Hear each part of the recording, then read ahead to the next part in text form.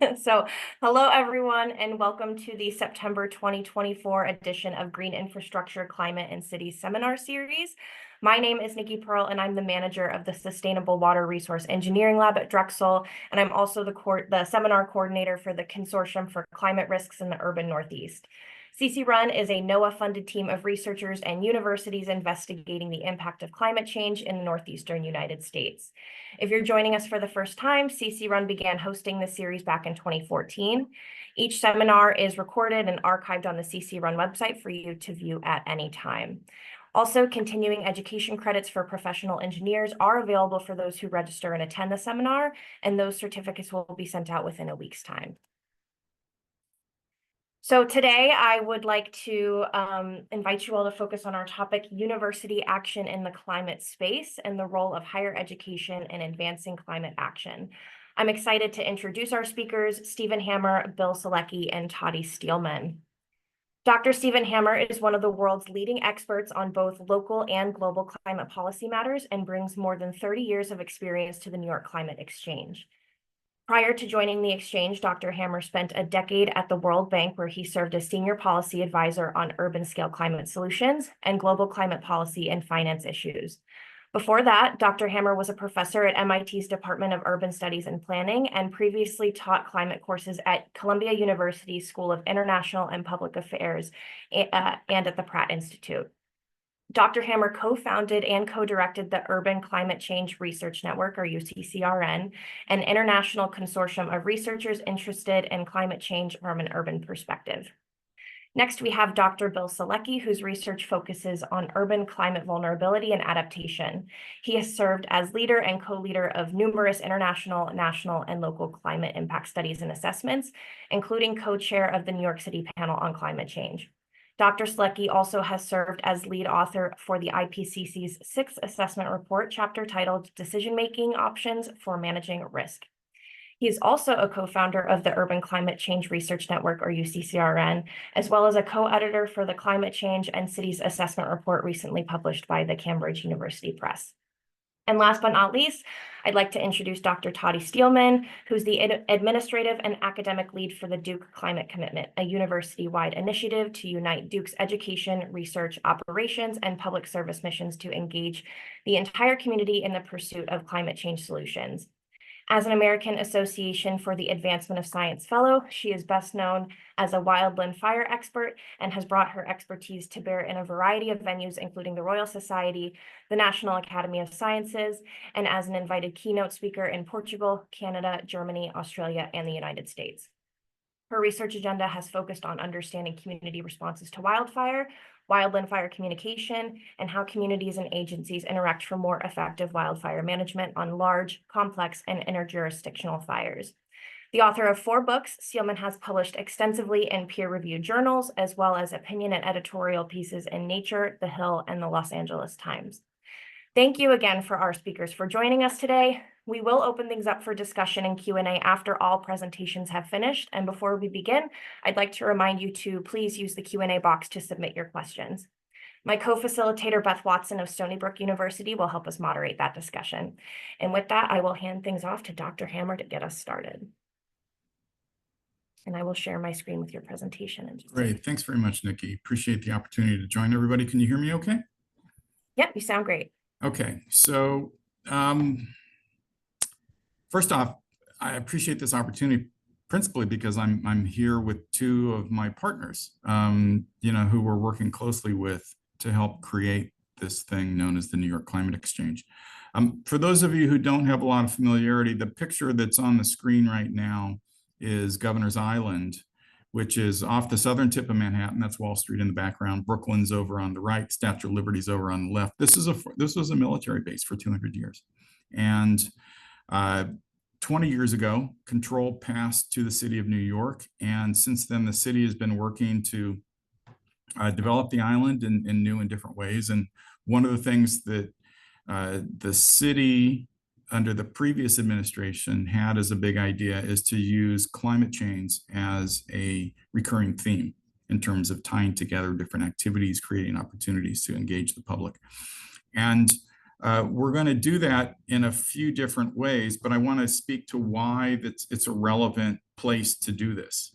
The exchange has as its mission an educational function, a research function, efforts to link together existing citywide efforts to grow the climate tech industry, but also to use the island and use the resources available through our partner network as a place to convene and advance conversations and progress on different facets of climate action, policy, finance, science, et cetera. And, to do it on an island is audacious enough. To do it on an island that is just a stone's throw away from Wall Street, down the river from the UN, in a media capital, in a city that has exhibited tremendous thought leadership on climate action over the years, is really, beginning to bring so many different strands together that our hope is to capitalize on all of those things in a single place. Now we're doing that through a coalition model. And I mentioned that Bill and Hunter, as part of the city university system, and Toddie and Duke University, they're two of my academic partners. We have 12 university systems that have come together, led by Stony Brook University as the anchor institution. I have private sector partners, IBM, Moody's, and BCG. I have community partners, and they range from the Museum of Natural History to 3 labor unions to 5 environmental justice groups, 5 chambers of commerce, workforce development groups around the city. And you can begin to see that we've got a very broad spectrum of perspectives and capacity that we can bring together, again, in this journey to promote education, knowledge building, capacity building, research, economic activity, et cetera. And by bringing these different partners together, by bringing them together in a single location as its hub, those are the 2 big ideas that animate the exchange. But our focus is not just on what's happening on Governor's Island, or not just what's happening in New York City, but our intent is to have a strong local focus, but also to see how what we're doing can be informed by initiatives, by activities elsewhere, by challenges elsewhere around the world, but also how we can use New York and what we're trying to do in the locations where our partners are based. And that includes Seattle, Atlanta, Oxford in the UK, Rochester out on Long Island. How, we can also begin to scale the work that we're doing and find places where we can similarly try or experiment with deployment of different ideas, technologies, initiatives. So it uses as its basic premise that New York has unique attributes, and we will capitalize on that, but we must necessarily engage at a global level. And figuring out what to do, how we're going to do that is, again, very much shaped by who's at the table. And so that's why it's relatively unique that we've got these dozen academic institutions, we've got the corporate representatives, we've got these community partners, because they talk about climate and they engage on climate in very different ways. It's not that a consortium approach is absolutely unique. On the contrary, we know that there are many different academic consortia that have been constructed, or academics working with the private sector, or academics working with communities on different initiatives. And there indeed have been initiatives that have tried to bring these communities, these organizations together, these institutions, in collaboration with government. But our goal is to do this on a sustained basis, not on an individual project level, but just to do that type of collaboration, coordination, convening, engagement, capacity building consistently over the years, and to create a global institution, a global resource that just happens to be based in New York City, and will, by virtue of its urban location, have a very strong focus on urban scale issues, but also try and understand how, even if we are to do things at the local level, and here I I point to our engagement with Wall Street as an important part of that.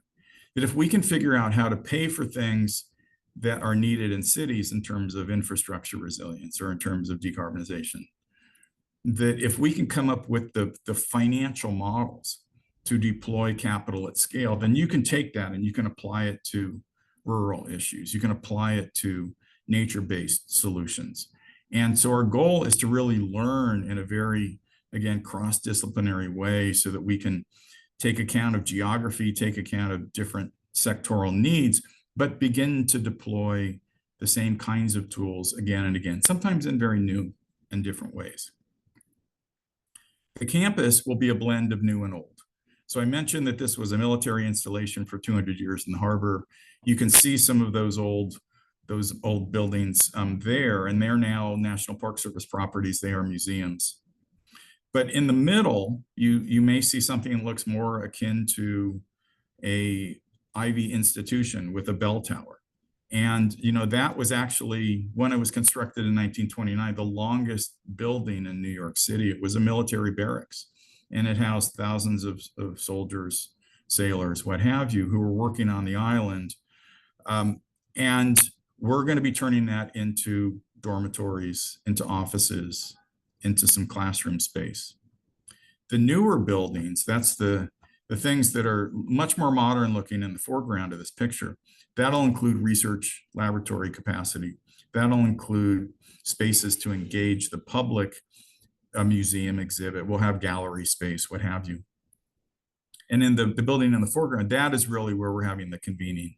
That is where we're going to have international fora. We're going to have community meetings. We're going to have all things climate all the time. So the intent is to just keep using the space in a new and productive way, and to really begin to build the bridges between those conversations and those other activities that we have on the island. So, for example, if you have policymakers, and I've been in one of my past lives when I was at the World Bank, I was leading some of the international climate policy negotiations on behalf of the bank.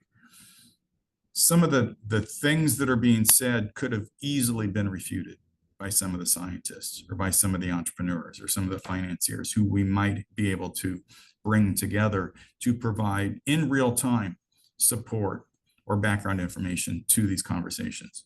So our goal is, again, very much cross-fertilization. When you have educational programming sitting adjacent to that, you can also imagine the students being able to do a classroom activity focused on a particular topic, and then immediately go across to that other building and listen to people talking about how or why they will try and get that done in practice.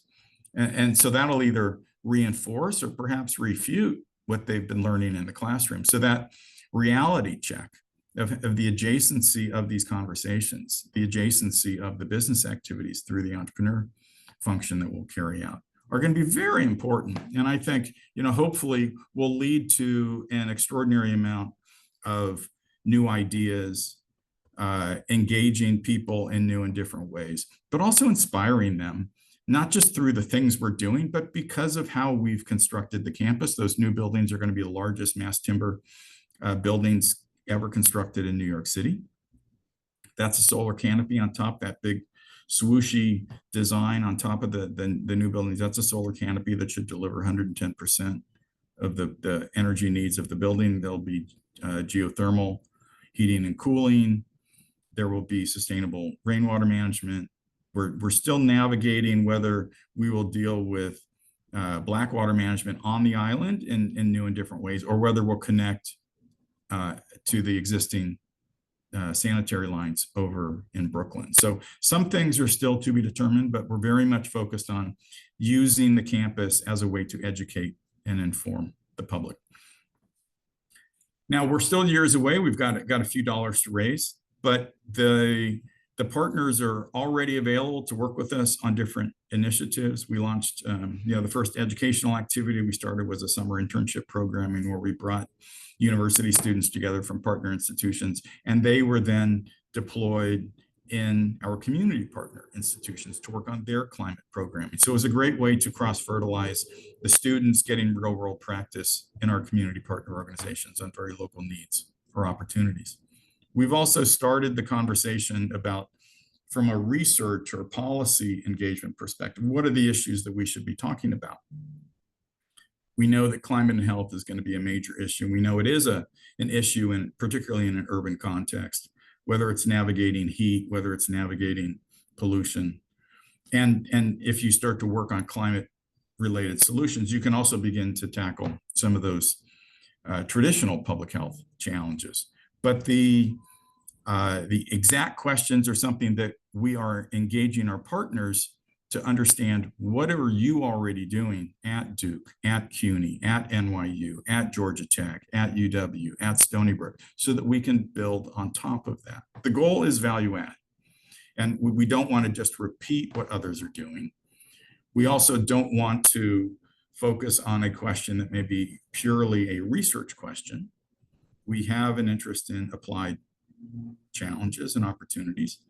But we also, again, because our core model is based on this coalition approach, we want to make sure that we are capitalizing on the proximity of these partners, the availability of these tremendous knowledge resources.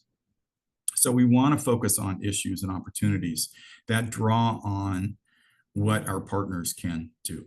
So bringing the private sector to the table, bringing community perspectives, who are again, are going to bring a very different flavor to that conversation. So it's not a high level, what can we do, in aggregate globally to move the needle on this or that climate issue, but it localizes it. It says, this is about jobs in a neighborhood in Brooklyn where communities don't have high-paying jobs or career ladder opportunities. It is about flooding in different parts of the city as a result of extreme storm events or as a result of gradual sea level rise, particularly in low-lying parts of the city. So, we're going to learn so much about what are the interesting questions, where are the opportunities that we can move by engaging as partners. And so we have a series of events planned this summer on into the fall, into early next year, to really begin to refine what those questions are. Some of it's going to have a finance focus. We know we want to build those bridges with Wall Street. But again, there's so many of our partners are interested in AI. We think that there's probably going to be some programming focused on AI and climate. IBM and Pace University, two of our partners, already had launched an AI challenge that we use to rally engagement across our partner base. We think that oceans, because of our island location, because of the large coastal shoreline that we have in New York City, 478 miles, oceans issues, we have offshore wind. We have issues related to coastal economies that are predicated upon, the fish, the oysters, the economic activity can serve as the foundation, or it may disappear as the ocean becomes more acidic or as currents begin to change. And so, we think that, again, because we've got partners up and down the East Coast, we can leverage that.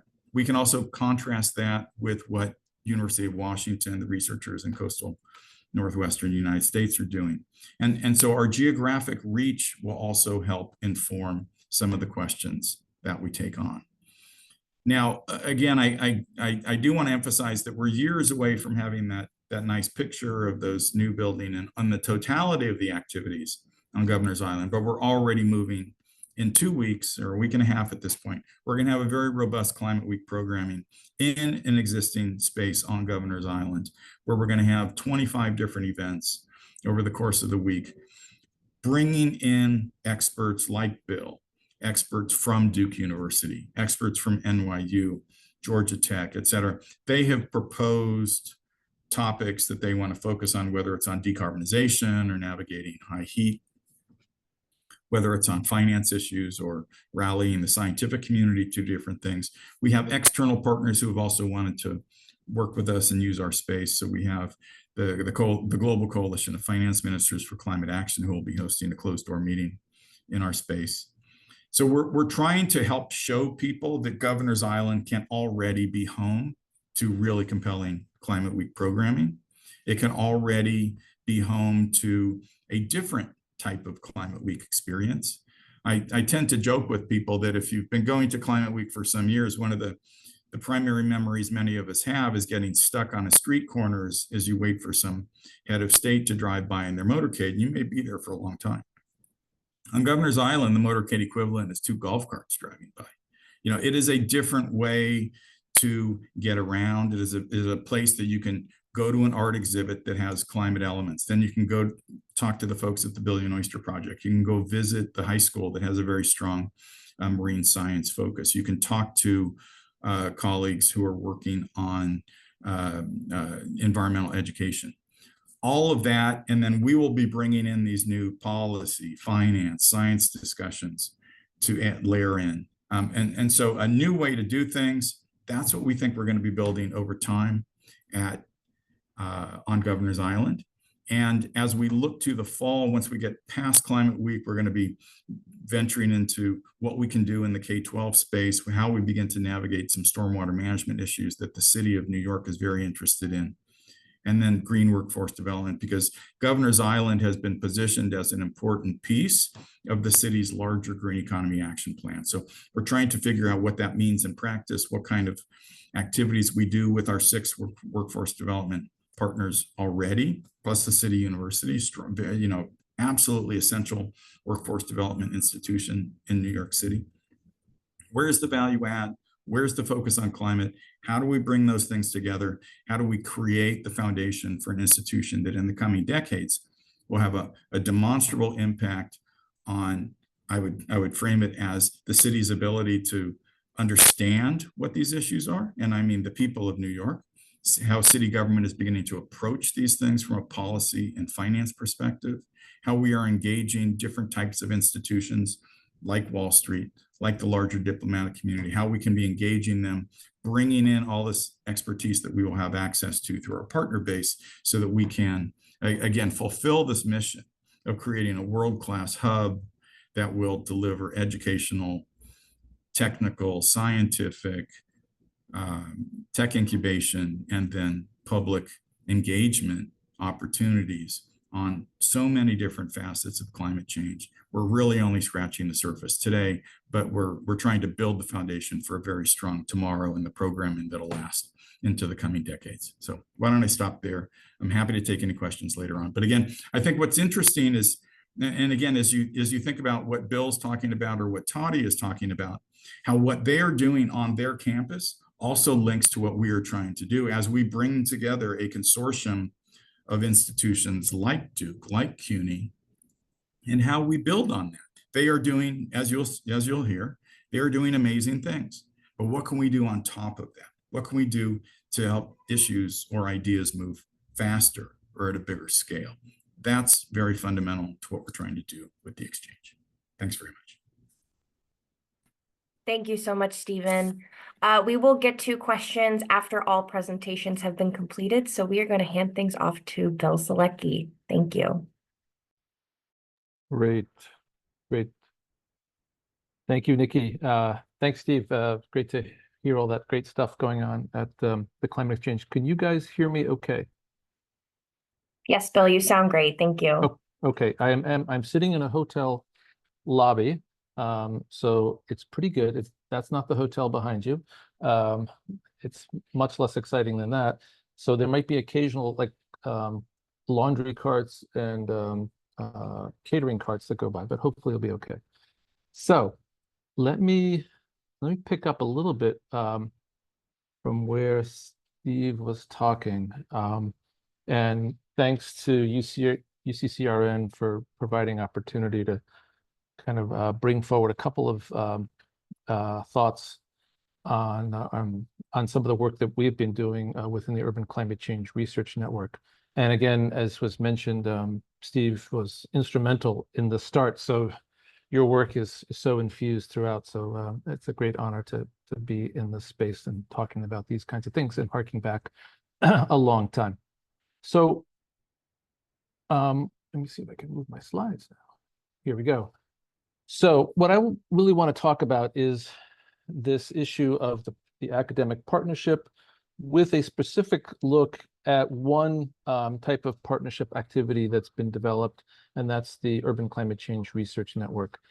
And I think one of the things that, we in the community on the academic side, but also sort of recognizing the issue of application, is there, a lot of people have documented, broadly defined this valley of death between the research, the pure research, the discovery part, the basic research that's done, and the issue of application. In this case, it's sort of the corporations, but you can sort of replace community, cities, lots of different words on the area and in the right.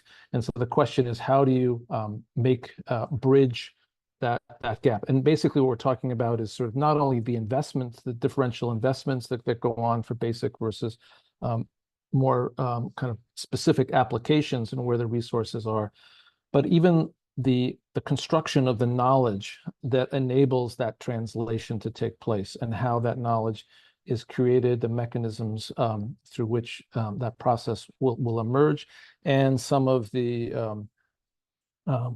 additional needs that come with that translation. And there are lots of examples of where people have crossed this valley of death.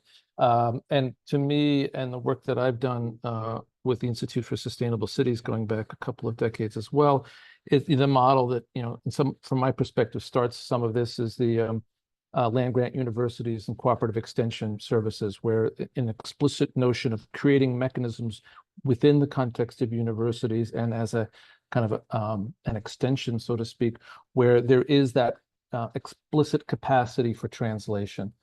There are many, many others that we know about and that have emerged, particularly in the last several decades, with the focus on experiential learning, with civic engagement for students' experiences, and with the increased recognition that the academic process needs to quote unquote make a difference, in the world that we live in today.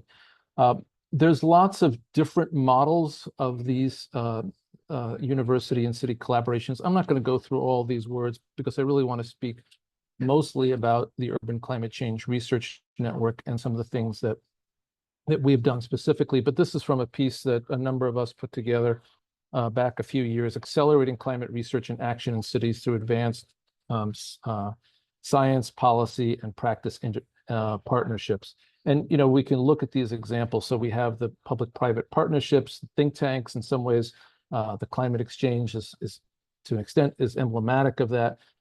There are also other kinds of formal relationships between local universities and their cities, including connections with climate councils and panels on climate change. We heard reference to the New York City panel on climate change. We also see, of course, university scientists have been embedded in university research teams and on a very individual level. And there's a range of student internship programs. And so we see that there's multiple examples, and to enhance this work and this partnership is not only to sort of bring forward rapid and targeted research, but also to expand and strengthen action at the urban scale. So that's really a critical part of this. And we need this continual and inclusive dialogue. I think it's really important, and echoing Steve's point, that this is a process. This connection is an ongoing discussion. It is never, quote unquote, fully fixed. It's not really specifically resolved at any one level, but it continually evolves, and it needs to be kind of updated and to be flexible and adaptive based on new conditions. And the role of indicator monitoring systems provide some of the perspective to allow translation and understanding, of different phenomena moving forward. Becomes a kind of a center point in that conversation, the indicators and the monitoring process. There's lots of, in that article, more specifically, we talked about a lot of different things that, that are really important that, the evidence points out. And again, this is a range of different authors bringing their perspectives, to engage with a variety of networks, to always have a recognition of some of the costs and benefits of the engagement, and what some of the implications. Also tying, the ideas of new practice with financial mechanisms to support that. and through building of bridges across a variety of communities and continuing to build those bridges out.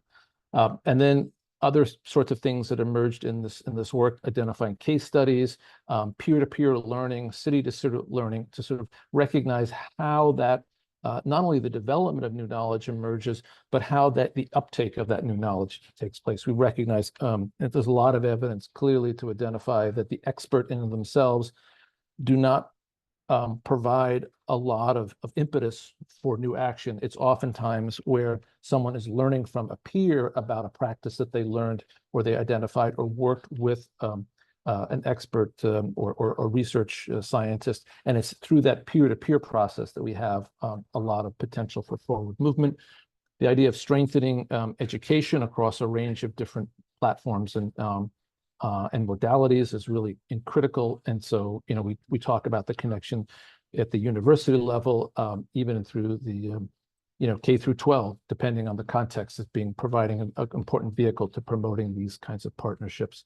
I already spoke about the monitoring and evaluation process being really critical. And I think more broadly, it's this notion of a civic university. And, my institution, City University of New York, really embodies that. I think, the climate exchange and the participants in the exchange itself also embody it. And that's really something that's very exciting to see rise in the community of practice as well. So with that as a little prelude, I just want to touch through a couple of things regarding the Urban Climate Change Research Network. And this was a really an evolutionary process. And what I want to do is sort of speak to a little bit of this development that took place over time, and how we, in these early days, and we're talking almost 20 years ago, started to emerge, our consciousness about how urban climate change work was emerging in cities and how we could potentially facilitate, through our university work, greater action through partnership with institutions. And so as we were kind of emerging and doing work at that time, and this goes back to early work with the New York City Panel on Climate Change and a range of other engagements, one could easily recognize 4 different types of sorts of connections between universities and local practitioners. And sometimes it was one local academic working with a local practitioner. And we sort of saw that example earlier. In other cases, it was a local university working with a range of of local practitioners, but within one site. In other cases, it was a university located some distance from a particular site, working with local practitioners in one community. So a university, let's say, name your favorite university, having a research station or connection to a particular city, oftentimes in a different development status location. So, people coming from the city of New York might have a connection with researchers and practitioners in Mexico City or Rio de Janeiro, or name your city.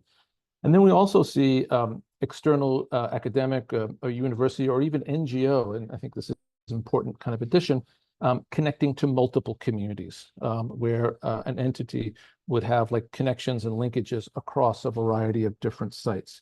And what we started to see, are different sort of models of how this partnership process was emerging. So the classic one model was the university or NGO having these sort of multiple connections in cities globally. And so again, you could put your own university or your NGO or international organization in the hub spot and think about, okay, so they had contacts throughout the globe and were understanding how some of the climate change issues were emerging, some of the conditions and some of the challenges.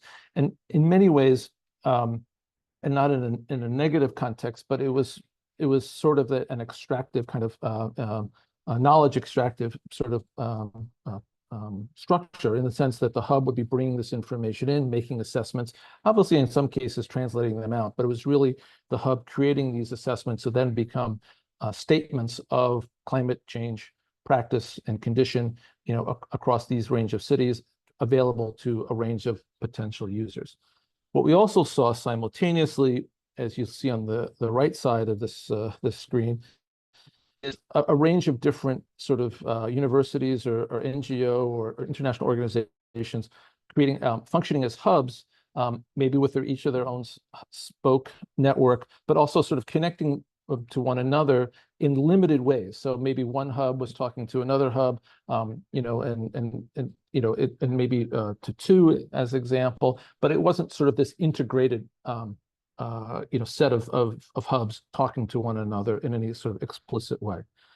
The other kind of part that we started to see, and this is again some of the work that Cynthia Rosenzweig and I and others did with the New York City panel on climate change early, you know, in first emerging, you know, in the middle aughts, but really emerging with the creation of the New York City panel on climate change in 2008, is that there were a few researchers working with specific universities. And in some cases, you know, those cities were connected to other cities. So there was, in the early days, like New York and London were always comparing like, who's doing what are the issues, what are the lessons learned between these two large megacities.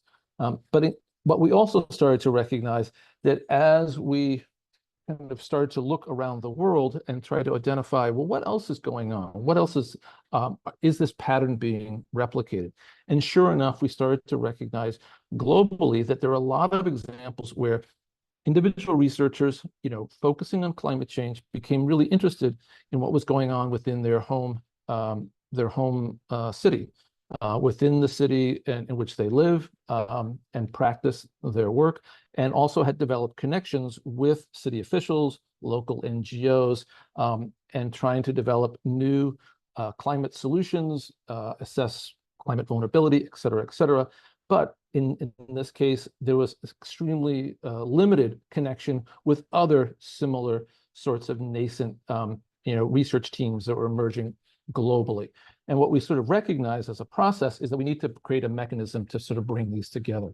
And this is, as Steve has mentioned, you know, in some ways was, you know, the concept is, as in some ways was the birth of the Urban Climate Change Research Network, which was this sort of horizontal, or sometimes this is more in computer, you know, language, a mesh network of interconnected settings, and through which a center point, in this case, the Secretariat, becomes a mode of a facilitating role across these various nodes of action or city spheres of action, and that the implicit and explicit goal of the network is to provide knowledge transfer from the cities to the Secretariat and through to other cities as well, and to have that sort of highly integrated horizontal structure to the network. And that was sort of part of the ambition behind UCCRN. Now you can close your eyes, and this was 2006. And now 17 years later, what I'd like to do is sort of talk a little bit about what we've done with that concept and how this is emerging, and also paint a real quick picture of something new that we're doing, and then I'll shut down my talking. So we now, instead of just a few of individuals sort of connected, we now have over 2,000, and the number continues to grow, of scientists, scholars, and expert practitioners globally, you know, in these specific cities. And we've been very successful and very proactive in connecting not only with sort of global North cities, but also global South cities as well. So a range of cities, as well as different sort of income levels. And that one of the key objectives that we've had, you know, we can look at the mission statement to provide knowledge that enables cities and their metropolitan regions to lead in climate action across a range of different domains. And one of the things that's been critical in that process is the creation of specific assessment documents to sort of take stock of what all of these people, not only their own research, but what the research of the broader community is saying about the connection between cities and climate change. We've put forward two major assessment documents. Steve, obviously a major instrumental editor with the 2011 document. We have the 2018 document as it becomes larger in process. And now we're underway in this third assessment report. And it integrates, as I said, all of this sort of new and emerging literature on cities and climate change. So it's been a very exciting plank of the process to create the assessments. We've also kind of more formally institutionalized this notion of a distributed network. While we have individual researchers in individual cities throughout the globe, we've also identified the importance of the sort of middle tier of regional hubs that provide both a clearinghouse for this new information as it emerges back out into the various regions and communities, but also as a spot and a mechanism through which to bring forward new case studies, new solutions that we can maybe bring forward into the network across a range of different participants. So we see the hub network really becoming important to our process.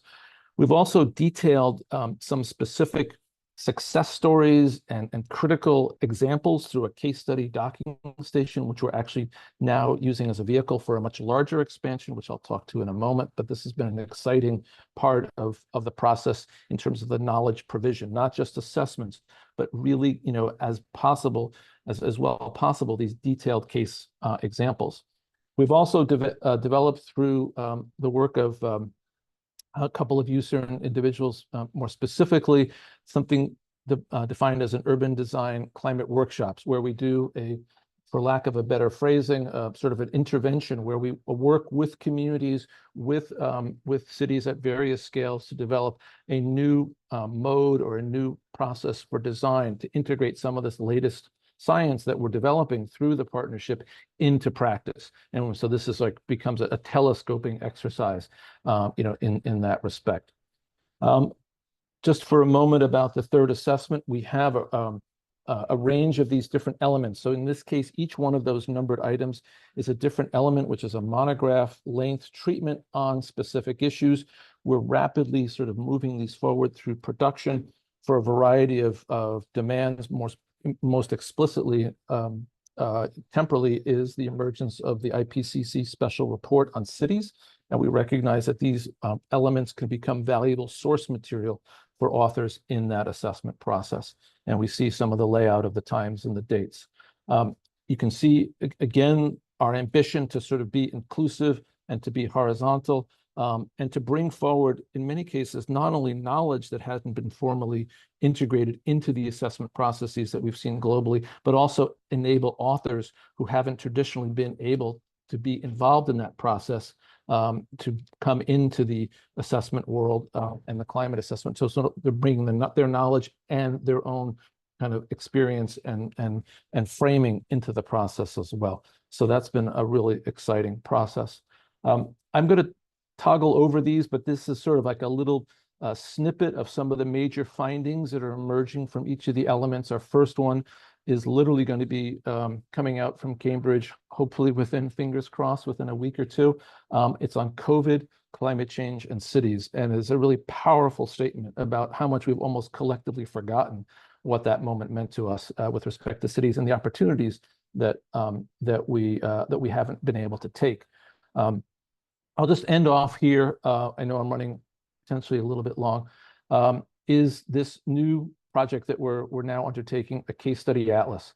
And this is to sort of build off of the framing of the case study docking station and to create a mechanism through which we can start to bring forward all of these other additional case studies, not those only that have been brought into the assessment, but the literally hundreds, if not thousands of others that have emerged in the academic literature, in the NGO literature, and other locations in a central location that could become source material for a variety of clients and a variety of interested parties, not just IPCC special report authors, but a range of other practitioners and policymakers to sort of bring and make accessible this knowledge. We want this to be a sort of a comprehensive look at this knowledge base. We also want it to be searchable such that individuals can sort of query it and sort of look at different types of city groupings or different regions or different qualities. There's also a very ambitious effort to bring forward different languages other than English language case studies into this process. So we recognize that a tremendous voice in the global climate solution hasn't been brought into the global community, and that's in many cases the non-English language material. So we're hoping to bring forward those through this case study process. There's a variety of different groups that have already expressed some interest in this process. I'm actually at the Innovate for Cities conference here in Montreal as I speak, meeting with folks from some of these organizations, and there's excitement about this notion about and what this can contribute not only to their own organizations but also to the authors of the IPCC special report. We want to bring forward a whole range of new source materials from a variety of different sources, not only from the traditional research material, but from reports from international and regional NGOs, even local indigenous knowledge as appropriate, and to sort of make this available across to a diverse set of users, and also to infuse each of the case studies with a range of different variables and metrics that then become the source material through which to do queries and a searchable database examination. So that's going to be a really exciting part of this process. We're also, as best possible, going to curate the cases as they come into the case study docking station.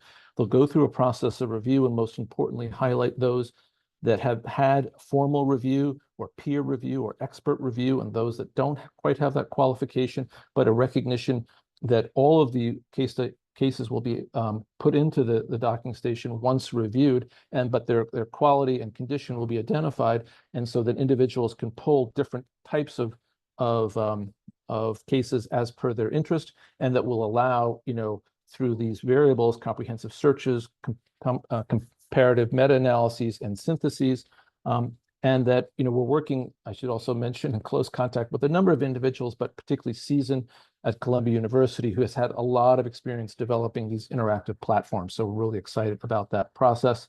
It's really an open and transparent process. If you look at this screen, if you want more information about the case study process, please contact Jad Belhalman or others connected to the QR code that you see in front of you, and those can become available later. I think I'm going to pause here, some concluding thoughts, but I think I think I've touched on a number of these issues that have become really, as we reflect back on this almost 25 years plus of science to policy practitioner interface and translating climate knowledge into practice. These are some of the bigger things that I was thinking of in terms of really making it specifically useful and informative to the decision maker. I think in many ways we kind of understand these as part of our remit for the work that we're doing. I think the key thing, and touching back, I want to really go back to the climate exchange for one more time. I mean, the idea of the long-term connection, that we recognize that these are relationships, that these are connections that are not just sort of, stepping into for a moment and leaving, that as we enter into this practice and process, it will be for a long-term engagement, one that, predicated on respect and sort of equity of positionality, but also a recognition that there's clear opportunity to move the agenda forward. So with that, I want to just say thanks very much. Thanks, Nikki and CC Run, for giving the opportunity to talk a little bit about it. It's just some of the excitement at a recent meeting of the U-Student folks at a workshop in Rio. So thank you so much. Great. Thank you so much, Bill. So with that, I'm excited to have Toddie go next. The floor is yours.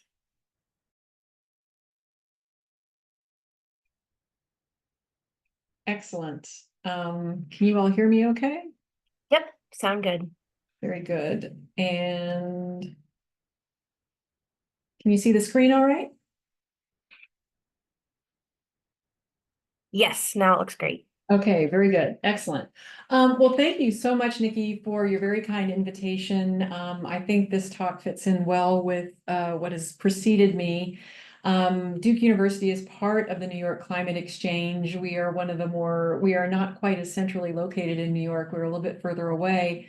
But the reason we're so enthusiastic about the climate exchange is because we are trying to create what we call a climate university. So my talk today is really about how do you create a climate commitment and a climate university.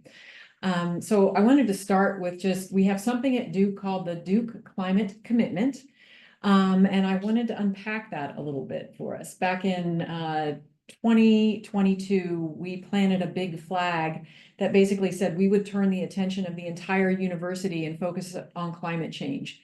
And so since that time, we've really been trying to take big steps forward in how we execute on that. So my talk today is really about how do you do that? How do you create large institutional change at something like a university when you want to shift your mission to have that focus? So that's what I'm going to share with you all today. So our ambition is really to become a recognized and sought out leader for focusing on climate and sustainability, to be known in, among universities just like Stanford and MIT are for tech and engineering, or Wharton is known for finance, that Duke would become known for climate and sustainability. People would think about us when those words are mentioned. We are really trying to take action. So I think this builds very nicely on what Bill was just saying. We want to be big thinkers about what we're doing, but we also want to be able to take action. And also, while appreciating the very complex and multidisciplinary foundations of climate change. And so really lean into the strengths that we have as a university, as an interdisciplinary powerhouse. And then finally, the biggest vision is to how do we be part of demonstrating what universities can do to work for an equitable, healthy, and thriving world. We want to be part of our community, be a good civic leader. And so I think this builds nicely in terms of what Bill was just talking about as well. So how do you start to set the stage for making a commitment like this? And much like what Bill was saying, their roots were planted many, many years ago, so were ours. So if we go back in time, back basically to the 1930s, where we established our Duke Forest and a forestry program, a marine lab back in the 1930s. We established the Nicholas School of the Environment more than 30 odd years ago, the Nicholas Institute for Energy, Environment, and Sustainability, Duke Kunshan University in China, Duke and DC offices, and Sustainable Duke, which is almost 20 years old. We have a lot of assets to build on that sort of brought us through the present. So it was cataloging those assets and then sort of trying to figure out how we link them together in a meaningful sort of way. In 2007, we made a carbon neutrality pledge to say by 2024, we would be carbon neutral, which we will achieve this year with carbon offsets and about $400 million of investment to get to that place. But I think it's important to note that you just don't start in 2020 or 2022 with something like this. You take the variety of assets that you have and you start building on them over time. And so that takes us to 2020 when our provost and our president basically said, we need to focus the attention of the university on climate change. And we started to put together faculty, students, staff committees to help us do that, including a large committee of our board of trustees to help guide us in that particular work. And so it's really hard to do something like this that is institution-wide unless you have support consistently across your university leadership. And we've been incredibly fortunate to have that. So our board of trustees has been completely on board. They were part of that 2020, 2021 task force on climate and sustainability that really led to our climate commitment. The president's office has been fully on board, and the provost's office has also been fully on board. And so we've had a variety of efforts that have really what I call set the table since 2020 that have allowed us to move forward very forcefully from 2022 into where we are at the present. I think you also have to have a really strong vision. And at universities, you have to really lean into your faculty governance in terms of achieving that. And we have really tried to do that. And where we landed was basically that we wanted to force through the prism of climate change, our entire university mission. whether that was focusing on research, education, our community connections, our operations, and our external partnerships. So everything that we do at the university is being forced through this particular prism. And so let me just start by saying, our education vision is to achieve a highly advanced level of climate fluency by 2028. So with this entering undergraduate class, by 2028, by the time they graduate, we would like to have a comprehensive understanding.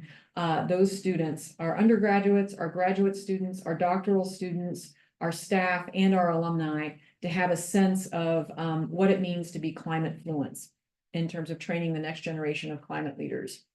When it comes to research, we want to be engaging in our discovery mission, as well as more applied research that mitigates, responds, and adapts to climate change. And as part of that, we have a three-tiered approach in terms of our research goals. On one level, we want to become known globally as a leader in climate policy and finance, climate and health, and oceans. And we landed on those priorities because you can't be known for everything as a university. You really have to think about what your known fors are. And so these are important to us because, one, they are research strengths that we have at the university. We have about half of our graduates go into climate policy, finance, and the consulting sector. So we have an enormous alumni base out there that we want to be building on. And then our students already are attracted to us for that purpose. Climate and health, we are attached to a university health system. We have research that takes place across our entire university. And then we have a marine lab down at Beaufort, North Carolina, that helps us sort of advance our oceans interests, our coastal. We are unique in the fact that we are a rural coastal area, unlike New York City, which is an urban coastal area. So we have some special dynamics that we need to be thinking about as a rural state as well. And so those are the areas, the global areas that we want to be known for. But we have areas where we also have demonstrated strengths: environmental and climate justice, climate and community resilience, and climate science and technology. And so those are areas we will also continue to push forward in, but they won't necessarily raise up when we start thinking about an external communication strategy for the top tier things that we want to be known for. And then finally, since this is a university-wide effort, we want to create a large umbrella for all of our research community to see themselves in the work that we do. So we want to continue to create widespread opportunities for participation and inclusion across our entire research, across the entire university. So it's a three-stage process or strategy for how we think about our research mission. On the operations front, we want to be a bold example of where the moment you step onto our campus, it is inescapable to either live and work more sustainably. And so that is a vision towards which we are also working. External engagement, working with our external partners, really in the policy and the decision space. We want to be a convener of note, an honest broker, if you were, to have hard conversations and to be known for these kinds of purposeful partnerships that have really strong societal impact, positive societal impact, and be a place that people come to have these difficult conversations, necessary conversations, and to be a convener that is sought out in that particular way. And then finally, in terms of community partnerships, we are embedded in the locality of Durham, North Carolina, and the larger region here in the Southeast. And our goal is to basically continue to partner authentically, co-creating durable solutions for where we both work and live in partnership. And so those are sort of the 5 areas where we want to be pushing, and fully sort of appreciating that, our people here at Duke, faculty, staff, students, alumni, and our local community are the greatest resource that we have to work with. And so we are all in when it comes to thinking about how we actually do that and demonstrate what higher education can do in this particular arena. And I think what's important to remember in that respect is that we are not the private sector, we are not the public sector, we are not the nonprofit sector, we are the higher education sector. So how do we really lean into the strengths that we have in that particular way? So in order to build something like this climate commitment, Leadership and structure are really important. I often get asked, so how do we do this?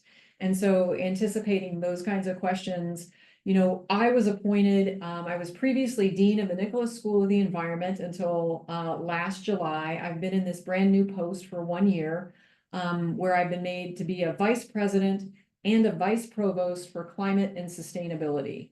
The provostial side is really important because of the educational mission we have. The presidential side is really important because we have a university health system. We have 2 international campuses, one in China, one in Singapore. We have athletics. We have a variety of things that we do across the university, and all of it has to be taken into consideration with this particular climate commitment. And all of that falls under my responsibility across the university now in this new position, which again is just 1 year old in terms of me being in it. And as part of my task, being hired just last July, I was charged with creating a brand new Office of Climate and Sustainability and sort of rolling up underneath that particular office the various assets that we had across the university so that we could fully leverage the power of existing assets and create a new architecture by which we move this mission forward. And so that's what it's been occupying a lot of my time over this last year. And so this is sort of just an illustration of who are the drivers of that particular work and who has been part of that. So the green petals on this particular flower, the Nicholas Institute for Energy, Environment, and Sustainability, the Duke Forest, the Duke Campus Farm, Duke Gardens, are now entities that roll up underneath my office, including Sustainable Duke, but we just merged all together to become a core operating entity over the summer. And then sort of illustrating that we have to do this across everything. So our new Office of Climate and Sustainability is, you know, the primary driver of this work across campus. We're not the only driver because we see a lot of grassroots independent activity taking place in a whole variety of places. But we're the primary implementors. So we're hiring staff that help drive all of this work forward and then sort of facilitating the key conversations across the university and beyond, both inside and outside the university. This is just a quick org chart of the folks that we've hired and coalesced just over the last year in terms of how we get things done. And you'll see that sort of bar chart on the either right or left-hand side of your screen. You know, we are aligned in terms of who's doing research, who's doing education and engagement, who's doing operations, and who's engaged in our community partnerships. So that's how we're structuring the office to sort of push forward and get everything done. And then because we're a university, you have to have faculty governance. And so we have a Climate Commitment Advisory Council, more than 100 faculty, staff, and students who are part of this advisory body that really help us in high level strategy and capacity building to develop our recommendations and provide our accountability measures. And so this has been a very heroic lift, not without some considerable challenges, I might add, in terms of crafting a governance structure that provides the legitimacy at a university to keep pushing forward and to fully represent the constituencies across the university. So this is sort of a more visual representation of what that looks like. So those 100 people are divided in 4 subcommittees. One that is addressing operations, one that's addressing education, one that's addressing research, and another external engagement. And what's important with this is that we have faculty co-chairs for each of these, and then we have staff that sort of take care of supporting these committees so they can get their work done. Communicating the climate commitment is also a really big, heavy lift. I like to think that we need to have an internal strategy and an external strategy, and we're currently hiring staff to help us with this, sort of 3 staff people in particular to help us with this. We also need to think about how we leverage the climate commitment across the university because our small staff of 13 can't do everything. So we need to make sure we're baking into every place across the university new positions. And so that has been a labor of love to basically make the argument that lots of people need to be hiring to do this work across the university. And so we've been really successful in that so far. Since 2021, when we started this original effort, we've seen an enormous amount of hiring taking place across our many schools here at Duke University. And all of this has happened without my office basically spending any money. So these are hires that are taking place because once you have a university level commitment like this that has the imprimatur from our board of trustees, our provost, and our president, you get faculty and deans who say, I really want to be able to play in that sandbox. Let me start hiring faculty who can play in that sandbox. And that's what we've been seeing happen. Likewise, you've got administrative units all across the university that understand because this is a presidential priority, they also need to be hiring climate and sustainability professionals, whether that's in alumni engagement or research and innovation or in athletics or in marketing communications or facilities management or student affairs. We're seeing hiring take place independent of any expenditures from my office for new positions in this area. So we are seeding that work throughout the entire institution. And then finally, because a commitment like this takes a lot of money to raise it up, given our very, bold ambitions, we are entering into a new campaign, and climate change is a key pillar within this new campaign. We have 3 major pillars. Climate is one of them. And so we are activating our entire alumni engagement network to gear up to do this fundraising for us along these 4 pillars: sustainable campus, sustainable world, climate fluency, climate leadership, regional incubator for global solutions, and consequential conversations, better policy for all, that sort of parallel our other areas that I just addressed. And so this is our external marketing campaign for that, because you have to think a little bit differently about how you're communicating externally versus internally. And so I'm sort of winding up here.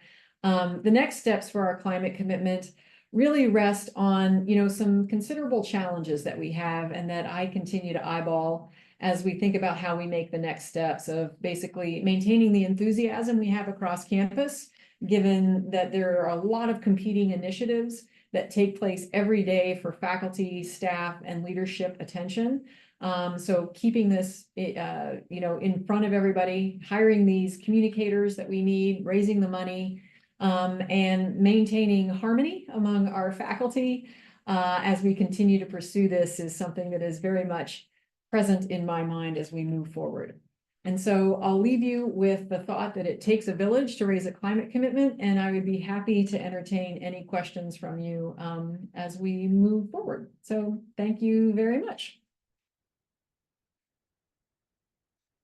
So thank you very much, Toddie, Bill, and Stephen, for your thoughtful presentations.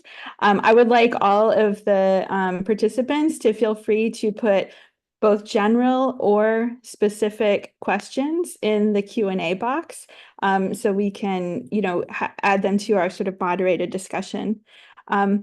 I was wondering if we could kind of kick things off with our panel discussion with a little bit of like a personal question. So you guys are all from backgrounds that is, academic and somewhat scholarly. And I was wondering if your why or your reason for being involved in this space, if it comes from personal experiences, is it like a natural growth out of your sort of academic background, or is there a sort of particular crucible moment that any of you would like to share? I'll jump in and just say that I'm known as a wildland fire expert. That's sort of my area, and I've spent a good several decades sort of studying that topic. And I reached a point where I realized climate was such a driver in terms of studying wildland fire that I wanted to be focusing on the higher order problem. And that led me also similarly to be thinking, I also wanted to have a broader reach across an institution, to have a larger platform with which to effect change. And so I ended up it was sort of a dual change. Was one, I moved into administration. I became dean of the Nicholas School of the Environment, a larger platform to think about how do you have impact at scale. And then also at the same time, sort of saying, I need to move further upstream to address the problems where they are. And if you're going to do that, focusing on climate change just seemed like the right time to do this in my particular career. Bill or Stephen? Sure. I could jump in real quickly. I mean, obviously in some ways it goes back to childhood, but we won't go that far.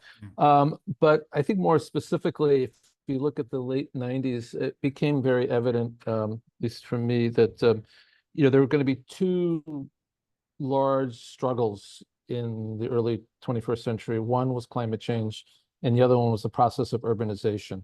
And that I was interested in like how those two processes sort of interconnect, and what might be the opportunities to create advances with respect to building better cities, quote unquote, whatever that means, but also to addressing climate change and building that process into the urbanization mechanism. So that's what sort of that, I guess, through all that, it was that idea of translation of like how one can inform the other in this window of opportunity. So that's really been an accelerant for my thoughts and work. I was a California kid from the suburbs who, for some crazy reason, ended up moving to New York City, where my mother was actually from, but it had never been on my bingo card that I was going to go do that. And the thing that I found so absolutely fascinating was how when you work in a place like New York, and I was working for City Hall, or this is first job out of university, the impact was local, but the scale was so large, particularly because in New York. And so urban environmental issues just became this area that I just wanted to stay engaged in. And then I was a late in life PhD. And then that led to, again, the introduction to Bill and Cynthia and colleagues who were, starting to think about this thing called UCCRN.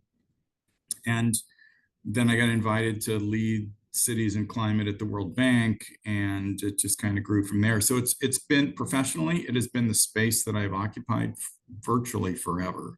And the climate piece was, for me, there was this arc in the environmental movement that it was, there was energy in the 70s, and then it was a lot of resource management issues in the 80s, and then you began to get more into corporate sustainability in the 90s, the early days, and then climate, and then it stayed climate, and it grew climate. And so it's just, for me, it's been a natural evolution.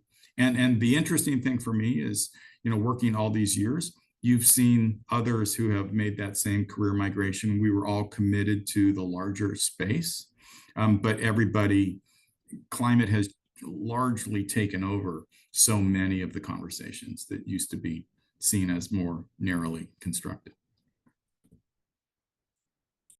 Yeah, I'm interested in kind of going back to what Bill said about urbanization and climate, because I kind of think about climate change as maybe an opportunity to rethink some of the ways that we do things that aren't sustainable. But it also sounds like you're kind of coming at this from the other side of, how urbanization is a way to redo things that aren't sustainable.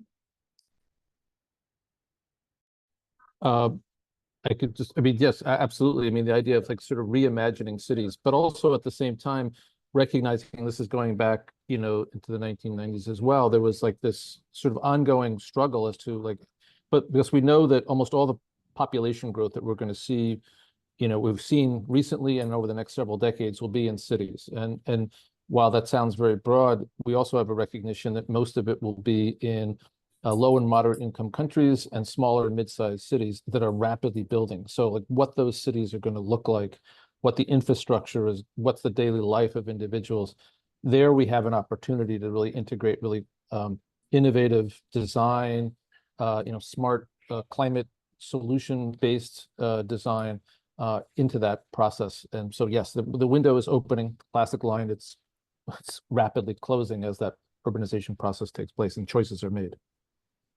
I mean, for me, the interesting thing is if you go back 150, 170 years and you begin to see, the first urban water systems that were aimed at addressing health problems that were facing densely populated urban communities. And so Victorian England and the sanitary systems that were put into place.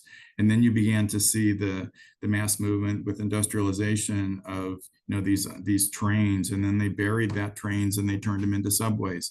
And in New York, the historic decision to develop water systems that were very geographically isolated from the city.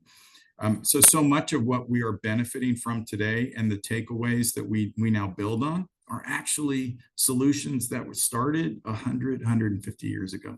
And for me, and this was one of the great revelations, I think for many of the city leaders at the early days of the C40, was that it was urban leadership then, and it continued to be urban leadership today, as they began to realize, hey, we could actually do more on this climate stuff through the decisions that we in City Hall may have some control over.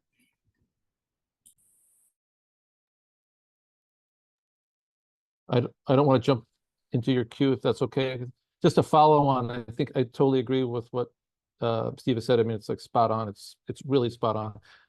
The thing I would add on is that science played a huge role in many of those steps as well. Sort of understanding like how people were getting sick from garbage or from contamination, and that spurred sanitation, or air pollution problems. I mean, the emergence of a whole new, and Steve's from California, so like this whole new science of like secondary air pollution research in the 1950s really accelerated the policy response. So this is like what we keep on grabbing onto, is that science does make a difference when it's applied in really smart ways. And so we're working to kind of make sure that process continues in this space, in the climate space as well. Okay, so I'd kind of like to turn back to Toddie here, which is something that I'm really thinking a lot about and really concerned about. So you talked about the Duke climate commitment having a component that is really focusing on climate fluency or climate literacy. And I was wondering if the panelists could talk a little bit about ways that, Toddie is really in a situation where, she's putting this into action, but maybe you guys can also talk about how other universities that you're working with are thinking about this, in terms of curriculum, like having interdisciplinary curriculum, developing new majors, and really trying to build that into programs so we can really be developing future climate leaders, and building in things like emotional resilience and understand knowledge and understanding as well. Absolutely. There are a couple things. I mean, I think one of the things that makes me uncomfortable when I talk about this is that I know that Duke cannot do it by itself. We have to be building these enormous partnerships wherever we can. And so where do we lean into those partnerships? Climate exchange is a really great example of how this happens. And, I think that the Urban Climate Change Research Network is another really good example of right? So how do you build these networks? And so we can't do it alone. How do we get smarter, faster by joining together? So I was part of a Aspen higher ed task force over this last year that was really consolidating the lessons learned and how we move forward when we think about higher education, and just the education piece of that, right? And so we just released a report last month that basically consolidated all of those lessons learned after we met for a year. In the Southeast, again, where we are located, last May, we had what we called All In for Higher Education and Climate Change. Like, how do we work with all the regional institutions around us, including R1s, R2s, MSIs, community colleges, technical colleges, all of them. And so we pulled all of them together to figure out how do we work in partnership at the regional level, again, so we can get smarter faster. And so we have 4 working groups that have come out of that. So really trying to figure out where it's most strategic to build these networks and to figure out where you fit in, I think, in the right place, because we can't do everything also. So I'll just leave it at that. If I could just jump in, because listen to Toddie's presentation and look at what Duke is doing. Listen to what Bill is saying that, has been built up this global network. We get to play with those colleagues. We get to add in similar, other sustainability institutes at other academic partners. We have community engagement. We get to draw on these extraordinary resources as part and hopefully do things in a way that they want to engage on the issues that are landing in our lap. And that is coming both by being inspired by them and some of the ideas, because as we think about what we will work on, perhaps it's taking an idea coming out of Duke and saying, well, perhaps we can help by bringing our partnership together in some way. We can take some of the ideas emerging from Duke and help them move at speed and scale. There are also other ideas that, like Bill was talking about, how they're trying to position UCCRN as a resource that can address questions that are being posed by policymakers, by stakeholders and communities, and that he can now rally those resources to provide some support in some meaningful way. All of us are essentially saying we understand this is not just an academic question. There are real world challenges. We are trying to work in a very productive way to help support these folks who are dealing with, again, flooded basements or bad air or deforestation in their communities. And we are very fortunate that there are institutions who said, as Toddie was making this final point, we can't do everything. So we want to play with folks who can help expand the resources that we have access to. And that's good for our faculty, it's good for our students, and it's good for the world. If I could just add quickly, I think one of the challenges, there's a couple things I could say real quickly. One is that I think a lot of people, whether it's students or practitioners, are getting overwhelmed by the issue. It seems too massive. It seems too impenetrable, and that they're seeking out opportunities for solutions. I think one of the challenge is that the level at which that sort of that focus will sort of materialize on. So, for example, like in the current context of the recent development of the intergovernmental panel on climate change scoping of the special report on cities, there's a lot of focus on immediate response capabilities, right? And so it's like early warning systems. You can look at the paragraphs and the items that are listed out. And those are really important. And there's a growth, concurrently as in terms of disaster science, which is absolutely fundamental. I think one of the challenges is how to create both a recognition and appreciation and an opportunity to kind of get below that into these sort of larger societal systemic issues, both analytically in the context of the academy, but also in practice. So the idea of like if we want societies and cities to address climate change, it's not just like making them, alerting people when a flood is coming, but also asking harder questions about like why and how are they living in vulnerable locations, and what can we do about it? Like what's the equity issue? What are the investment patterns that are driving that? I know that gets into sort of touchier, more complicated stuff, but I think that's the challenge that we're as academics and sort of knowledge generators and sort of organizers, so to speak, that we're sort of wrestling with how to package and manage this huge issue for people, to help them through it, but also to make it such they don't sort of just focus on individual trees, so to speak, and not miss the forest of issues that are really pressing on us.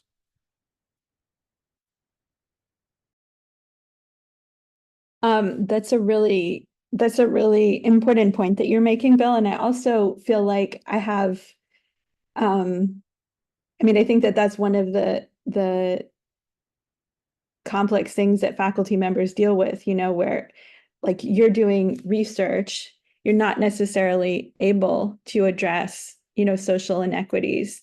But at the same time, you can use partnerships both locally and globally to maybe help uncover and address those issues. I think that kind of leads me to something that I think all of you talked about a little bit, and that is the tension between having locally engaged stakeholder groups versus, needing to do high impact work. And I think that's something that I've grappled with a lot in my research career as well. I was wondering if there might be anything that you could share about that. Like, I mean, it does sound like, Toddie said, like, it's really where you can make a strategic difference, right? So what is the strategic thing to do? But is there any sort of lessons learned that you have about engaging with local communities versus making sure that your impact is felt at a broader scale? One of the things that we're focusing on is we want to have, one of the lines in our fundraising sort of taglines is we want to be regional incubators with global impact. Like, we want to start the work in some cases, not in every case, in our own backyard. And we have some really good working examples of that, but then demonstrate how they have global applications or partner with others to demonstrate either something we could do in our own backyard with a global partner or vice versa. And so I think most certainly, and I would, point fingers directly at us that, elite selective universities have been a bit too tone deaf about the benefit that we bring to our own states and regions, and have to be much more deliberate in how we deliver on that promise of putting science and knowledge in the service of society, especially in our own backyards. One of the unique things about Duke is that we are in a purple state that is trending red. We are one of the only elite institutions that is not in a blue state. And that means we have to pay attention to our political culture in, I think, a very different way. And so that has consequences for the kinds of projects that sometimes get taken up. And I think has our attention shifted in being a bit more attentive to the kinds of projects that we want to be focusing on as well. I mean, one thing that I would add, so the way Toddie framed it, really try and use Durham or use her part of North Carolina as effectively a living laboratory, and then figure out how do we take this elsewhere. And that's very much part of our ethos. And I think part of it was informed because we have partners like Duke who are saying, we want to do this. We want to have scaled impact. And it is not a phenomenon that is unique to CUNY or Duke or NYU or Oxford or UW or Georgia Tech or some of our other academic partners, or Stony Brook, certainly, as our anchor institution. But one of the things that we're doing is, again, trying to figure out how do we actually activate that geographically. So beyond, it's a complicated enough story when I say that I have 48 partners already. But so, of course, to make our lives even more comfortable, we go find other partners that are going to be strategic on a project level. The C40 Cities Network, I come from the multilateral finance community when I was at the bank. There are many different cities initiatives that they have. So the European Bank for Reconstruction and Development has a cities initiative. I was in Cairo over the weekend meeting with government about how we may be able to bring Duke expertise, CUNY expertise, startups that we're meeting at, the UWs and Georgia Techs of the world, at RIT, at Stony Brook, and take that and share it with Egypt, which is trying to solve very real world drought or high heat problems. So we want to be that geographic bridge in some cases, and we really want to celebrate what our partners are doing. Again, because we have as the fundamental core to what we're trying to do, speed and scale. We're not going to have all the great ideas ourselves, but our partners are engaged in so many of these things. Our ability to engage and take that information and share it elsewhere, as I think going to be one of the core values, and why I hope people will continue to want to partner with us.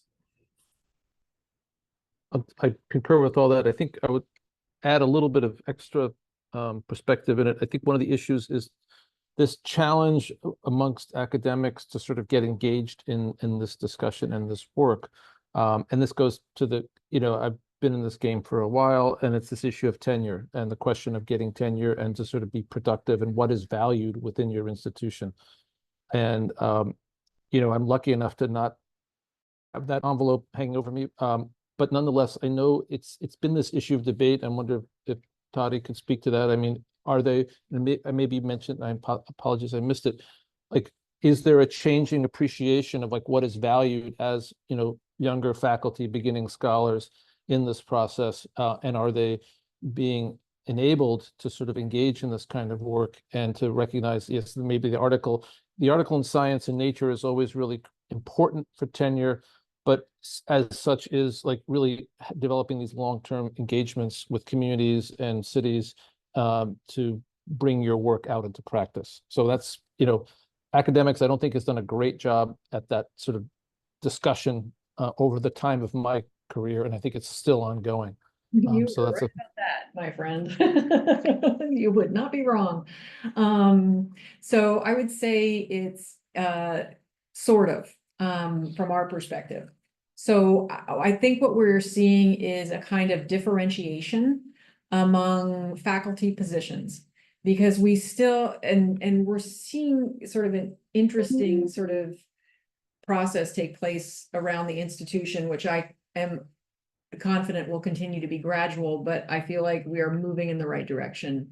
And so on one hand, you've got our tenure track faculty that are fully invested in doing basic research, and they are never going to be the folks that want to go out and do work in the community, and we still need to create space for them, right?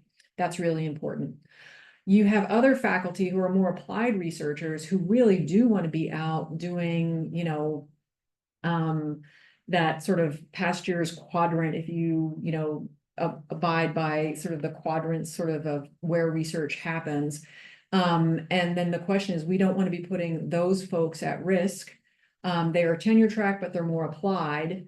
And so we had a process 4 years ago, basically, that our provost undertook, where each school, which has responsibility for their tenure and promotion guidelines, to go through and say, to what degree do you want to reward interdisciplinarity, publicly engaged scholarship, and also sort of community-facing scholarship. So each school has latitude to provide, a signal to faculty that those things are valued as part of their portfolio when they put it up. The rub comes is when you solicit external letter writers who do not abide by that and do not value that, even though it's in your own tenure guidelines and you're providing direction that that's important. So then we have to continuously educate our university level PRT, promotion, review, and tenure committee about what our values are in a particular school, to make sure that we are not putting junior faculty at risk for pursuing these, types of research that we value. That's with our tenure track faculty. We also have a classification of faculty called the professor of the practice, which is solely devoted to this kind of research.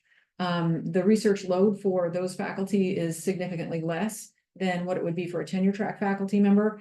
And the expectation for doing very applied, externally facing work is much higher. That's a much easier lift. But now there's a sense of sort of hierarchy between those positions at the university, that tenure track is better, a pop is light, I don't abide by any of that. I think they're both incredibly valued and add to our environment, but there's still that hierarchy in perception, which is destructive, quite frankly, because we need all of that work to go forward. And so that's how we're trying to create different tracks for those faculty, including our teaching faculty, who also do a lot of work sort of at, engaged work, if you will. But moving beyond this perception of hierarchy is really tough. And that's a big part of the culture change that I think we still really need to lean into. But so I said, we're making changes. It's going slowly. We have a lot left to do, a lot of room for improvement there. One of the things that I've noticed is that probably if I say this acronym, nobody's going to know what it is, but CSUMB, California State University, Monterey Bay. Pretty much any job that they advertise, they have kind of a statement on how they expect civic engagement. And that is something that is assessed, if you're applying for a faculty or staff, teaching faculty position at that university. And that's something that it seems like it would be really difficult, a large and complex university to get together on, but it does seem like something that would allow you to like not put the cart in front of the horse, like you're kind of leading with a thing that you really value, and then sort of let things fall where they may in terms of, tenure and things like that. You also touched upon another thing, which is politics. And I was just wondering how you all feel about the work that you're doing and how it might be affected by, a new presidential administration or, local politics as well, sort of how that plays in, like whether it's sort of resilient to local or national political concerns, or whether it is something that, feels like a threat. I'll jump in that. I was at the World Bank as a climate advisor to the guy who got fired from the job because he couldn't answer the question, yes or no, do you believe, there are human causes to climate change? We were not allowed, this is, I'm not speaking out of turn here, we were not allowed to make references to climate science. We were not allowed to use the term Paris Agreement. And yet, during that period, World Bank engagement on climate increased dramatically. And that was because the people we work with in low and middle income countries around the world wanted the help. They needed the project finance support. And so the reality is that things are changing on the ground. People need help with that. And whether you see a new IRA coming out of Washington, D.C., may dramatically affect things. But in other parts of the world, in New York City, out by Jamaica Bay, in Long Island, when you had a rainfall event 2.5 weeks ago, Beth, how many dormitories were lost as a result of that storm that hit Stony Brook? There are a considerable number of students who've been displaced, for the rest of the year. So. Yeah, this was a storm that dropped 7 inches of rain in 2 hours. The infrastructure systems in New York can handle rainfall events of 1.75 inches per hour. New York in the last 18 months has had 2.6 events, and many 2.1 events. So the need is there, whether there is political support for a conversation about the topic, and you're going to see action taking place on the ground that may be more difficult. I'm not going to challenge that, but there is clearly going to be needs that we need to address to support our neighbors. Yeah, I would just say that I think that some of our partners that work in, for example, coastal New Jersey, where it's a pretty red area, they talk about flooding. They don't talk about climate change, but the issue is the issue. So, and it's something that people are concerned about. Yeah. My simple response is that this is not an issue that you can ignore. It will. I mean, we experienced quote unquote climate change this summer in North America and the Northeast. We see evidence of it. We just heard Steve's statement and your statement as well. It's very clear that this is just the start of a process, right? If we don't do anything. And so every time I hear pushback against using the word or using the science, I mean, it's not going away. It's not going to be, you can't ignore this. And so that provides some solace to me when there is that, when there is the pushback. I guess just a 2-second thing on the politics. I think we're in a a process of acceptance, I guess, in terms of what, you know, the climate change is occurring. And we're getting into this space of agency, like why and how. And I think that's the next kind of really interesting debate that we're going to be having, and what to do about it. Because in some ways, I'm literally at this meeting called Innovate for Cities, and it's, while there's excitement, I think it's quite clear that the issue, and we even heard it at, not to get really deep into it, but the debate last night, you know, it wasn't a major issue of discussion, right? And there's other issues that are emergent. And I guess what I'm saying is that people are, quote unquote, recognizing it's part of a portfolio of things that they have to deal with. And a lot of the focus and attention and discourse is on emergency response, as I mentioned earlier, which is really important. But I think we're, you know, what we as a community need to sort of be able to sort of argue that there's a deeper set of issues that we need to address, and questions that we need to ask, and all this other stuff that kind of goes along with that. So I think we've kind of moved through some of the benchmark issues of pushback, but there's many other barriers still to play out. You know, I would also add to that we'll adapt, right? The toothpaste will get squeezed to different parts depending on who is the next president. Like federal action, international action might be more challenging, but we will move to states, we will move to cities, we will move to localities, we will move to businesses again, right? And I mean, there's still going to be a lot of energy in the system. It's just going to be redirected into different areas. And, you know, I think both to Bill and Steve's point, like, we're still going to have problems, and people are still going to get busy. So we'll do it all together. I mean, I think the one point that I would just layer on to what Toddie just said is, in some cases, the dots have not been connected. Migration issues at the southern border of the United States have multiple drivers, climate being one of them. And as the climate signal becomes more pronounced and more people are on the move, to me, the question is whether the politicians acknowledge that that is something that, if we were to provide this international support to enable the construction of infrastructure or provide other resources that could actually help keep people in place in their homes, in their communities, that actually, if you're trying to lessen a domestic issue that is very concerning to many people, sometimes, and this has always been part of a narrative of global development aid, is that you can help people in other countries thrive, survive, navigate whatever it is the challenges that they're facing. And so for me, it's these connecting of dots, or the fact that they may be not connected right now. Sometimes I'm anticipating that the exchange will have a migration focus at some point in the future, because many of our partners have already raised this as an issue where they have some expertise. But B, if you look at our location in New York City and the number of people that the city is trying to navigate, the number of migrants who have been either shipped to New York City or are landing in New York City because they have family, friends, a community here, it is a problem that New York City is going to navigate from here and forever on. And I'll just go back to it's not like this is news.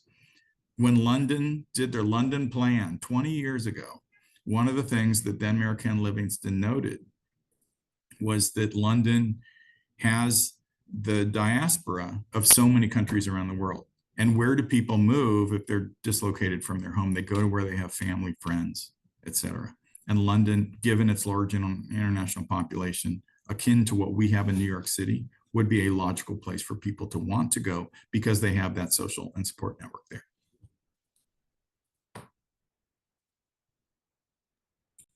I thought I could wrap this up by at least incorporating or alluding to one of the questions that was in the chat. There's a couple of messages from Carl about sort of university climate footprints and emissions and things like that. And I think that this is something that I've thought a lot about on like a personal level, you know, like how important it is to reduce your footprint versus, you know, being part of taking climate action. And I was wondering how that, or how you see that in universities that you're with or that you're partners with, in terms of thinking about your emissions, like transportation, solar, versus or divesting from fossil fuel investments versus, you know, some of these other kinds of leadership venues, you know, because I feel like on one hand, it's like you have, like, universities are big emitters, and you have to kind of have a university that that aligns with the values. You know, you can't just be talking about climate change and then, you know, just continuing to, you know, business as usual in terms of the energy side of things. So I was wondering if maybe any of you had any closing thoughts about that. And then after that, I'll turn it over to Nikki to invite you to next month's CC-RUN seminar. I have something I'd jump in on that. One of the things that we found, and again, when Duke invited us to campus, you know, part of the team was Toddie's staff who focus on campus sustainability issues. And we heard about the challenge they have to improve the efficiency of older buildings and how they're trying to green up the power you know, supply that they have on campus. And then I went to, you know, other campuses, and I heard the same thing. In Georgia Tech, I met the facilities folks who introduced us to the Candida building, you know, which is this very, you know, highly efficient construction that they had done in the last few years. And so in July, we actually created a workshop bringing together campus experts from across our network just to promote some of this knowledge sharing. The one thing that everybody said, and I'm hearing this from a larger number of schools, universities around New York State, is since you guys claim that you're going to have a focus on finance and Wall Street in some way, can you help us figure out a way to pay for what we need to upgrade our buildings? And, you know, beyond the traditional financing mechanisms that universities have access to, is there some other model that we could be helping to develop that can be deployed, that frankly, if we did it and it worked in Durham and it worked in Seattle, it also, in New York City, we have Local 197, 50,000 buildings are supposed to decarbonize. The building owners and managers want to figure out not just what to do, but how to pay for that in a way that is seen as affordable to them. And so if we can create some of the innovations in terms of the financing instruments, that potentially has relevance to our university friends as well. I could jump in if that's okay, or Toddie, do you want to? I'll go.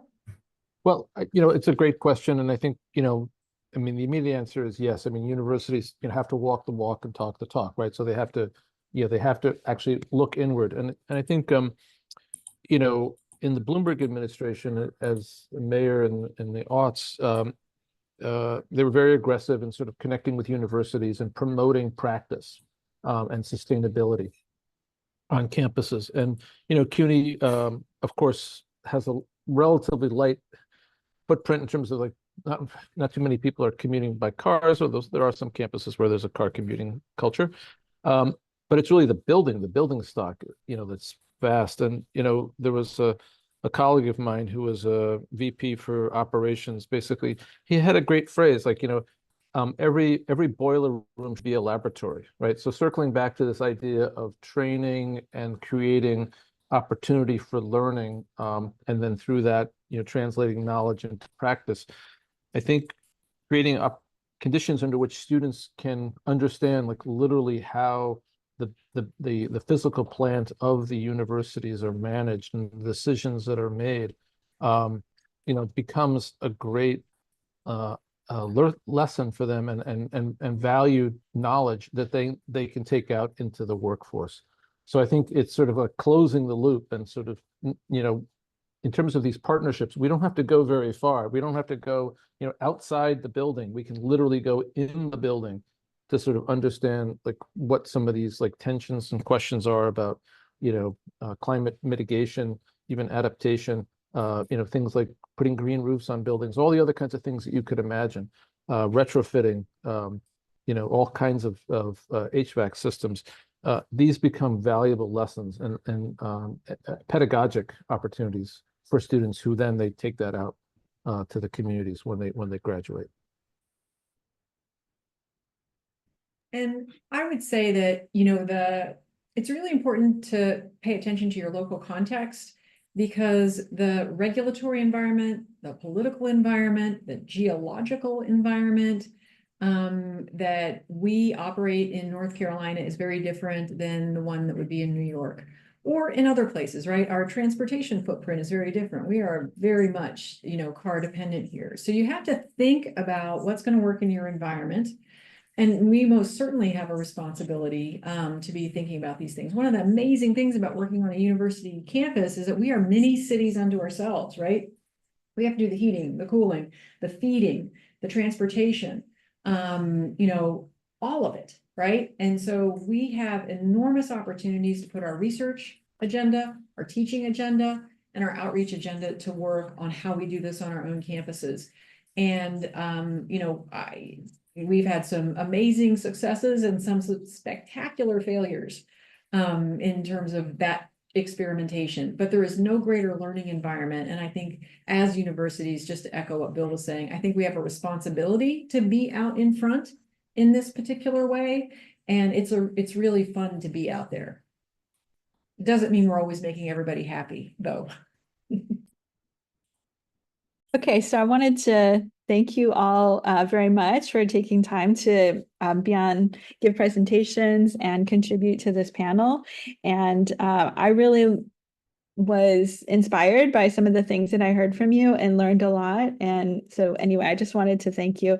I don't see a hand clap button. I'm not really sure what happened to it, but anyway, so you can imagine everyone giving you a round of applause.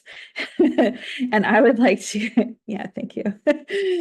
They're just raising their hands instead of clapping. So I'd like to turn it over to Nikki, who maybe will introduce what our seminar topic is going to be next month. Yes, thank you, Beth, and thank you again so much for our speakers and for you all for attending today. I'm going to put the registration link for our next CC Run seminar in the chat. That session will focus on sponge cities, and it will take place on Wednesday, October 2nd. It's going to take place at 9 a.m., which is a bit earlier than our typical 4 p.m. start time, but that's because our primary speaker is based in Beijing, which is 12 hours ahead from us here in Philly. So if you're unavailable to attend live, then I encourage you to view the recording of that, which will be posted on the CC Run website after the fact. Again, thank you all so much for attending, and I hope you have a good rest of your evening. Great. Bye, Thanks. everyone. Thanks for the opportunity. Yeah, thanks, Bill. Thank you again, Nikki. Appreciate it. Yep. Thank Bye, Beth. you. Take care, Take care everyone. all. Bye. Thanks, Beth. Bye. Bye. See you.